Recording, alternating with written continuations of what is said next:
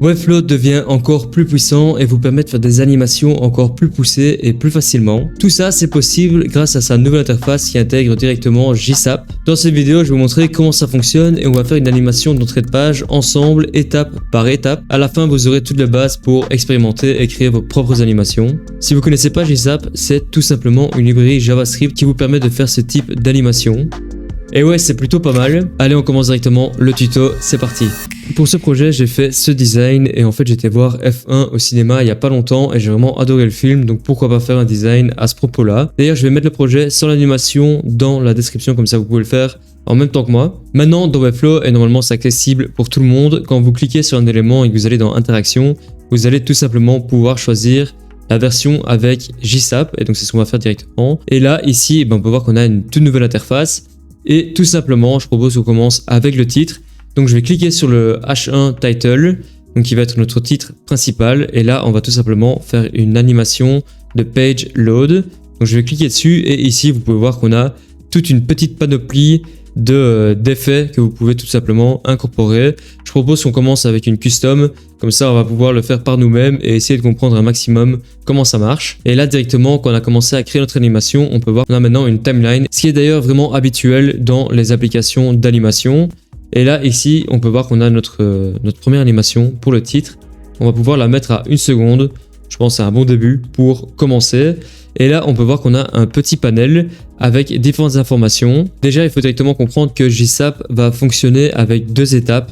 Donc tout simplement le from, donc depuis, donc l'état à laquelle il va commencer son animation, et le to qui va être l'état à la fin de l'animation. Et tout simplement pour le moment, on va s'en foutre complètement de l'animation vers le to, parce que tout simplement à la fin de l'animation, on veut que notre texte arrive à l'état naturel, donc l'état qu'on peut voir ici. Donc je vais cliquer sur le from et là tout simplement on va pouvoir réduire l'opacité. Donc on va mettre 0, on va le mettre un peu plus bas, donc je vais mettre moins 100% tout simplement. Et là si je vais cliquer sur play, ça va pas marcher, tout simplement parce qu'on a l'état de tout qui est par défaut activé. Donc on va tout simplement cliquer dessus pour le désactiver.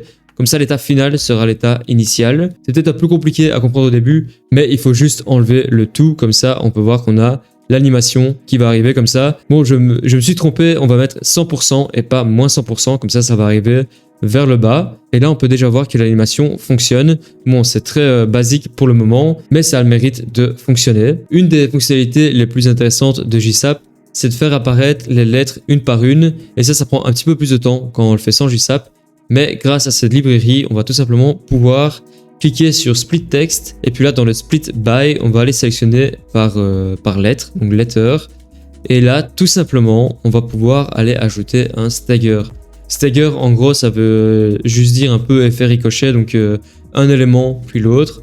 Là, on va pouvoir les mettre donc en offset et on va pouvoir mettre le temps entre les apparitions de chaque lettre. Donc je propose qu'on commence par 0.05. Et là si je me plais, on peut déjà voir que c'est beaucoup plus cool. En tout cas personnellement, je le trouve, c'est pas encore parfait, loin de là. Mais on peut voir que les lettres apparaissent en effet ricochet. Ici au-dessus, on a la fonction de ease. Donc ça va être un petit peu comment les lettres vont apparaître. On peut voir qu'on a toute une sélection. Je vous invite un peu à expérimenter celle que vous voulez. Moi pour le moment, j'ai tout simplement mis power 1 out. Parce que c'est celle qui correspond mieux à ce que je veux faire. Là pour moi, on a notre première animation et on va continuer avec les différents éléments. Je vous invite notamment à chaque fois à changer le nom de l'animation. Là je sais bien que c'est pour mon titre, donc je vais tout simplement mettre H1 titre. Voilà. Je propose ensuite qu'on fasse apparaître ce magnifique petit fond. Et tout simplement, on va cliquer sur la banner image et ajouter une action. Et ici, on va tout simplement pouvoir mettre fade in. En gros, c'est des animations qui ont été préfaites. Et donc je vais mettre ça tout simplement. On va la mettre un peu plus au début, comme ça va apparaître en même temps. On peut voir qu'on a le même problème, donc on va cliquer sur tout et juste cliquer sur From. Et là, on va les mettre la position initiale de l'opacité en 0%. Et là, tout simplement, si on replay l'animation, ça apparaît bien en fondu. Ok, personnellement, je trouve ça déjà très propre. Si vous voulez faire des changements, si vous voulez faire des tests, etc., n'hésitez surtout pas. Aussi, au fur et à mesure de l'animation, vous pouvez cliquer sur le petit preview pour voir un petit peu ce que ça donne. Après ça, on va faire apparaître nos deux pilotes, Eagle of the Road. Et tout simplement, on va commencer avec Joshua. Joshua, c'est son nom dans le film. Je ne sais pas du tout son nom d'acteur.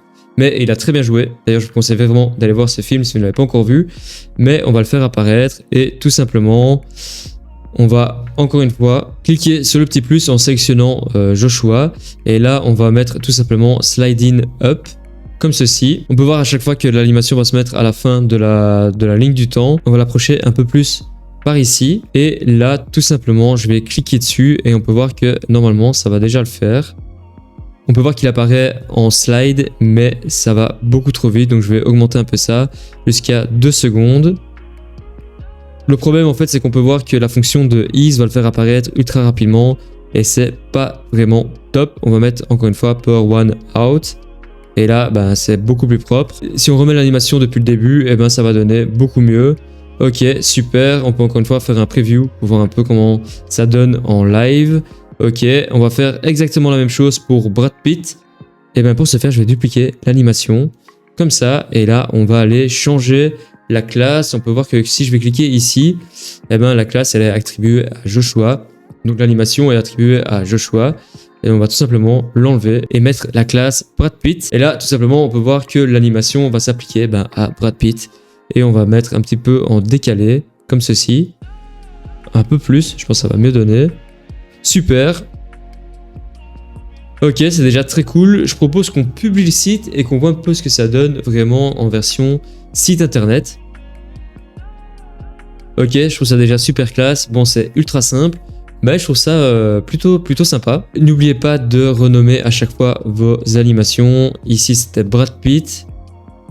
Ici, c'était Joshua. Et ici, c'était tout simplement l'image de fond. Je vais retourner sur notre animation de titre parce que je pense qu'il y a moyen de la faire un peu mieux. Et ça va nous apprendre un autre élément de cette nouvelle interface. C'est que, comme vous pouvez le voir ici dans Animated Properties, vous pouvez sélectionner toute une panoplie de réglages. Et moi, je vais mettre Skew X et vous allez voir que ça va donner un petit effet un peu professionnel. On va mettre moins 15 degrés.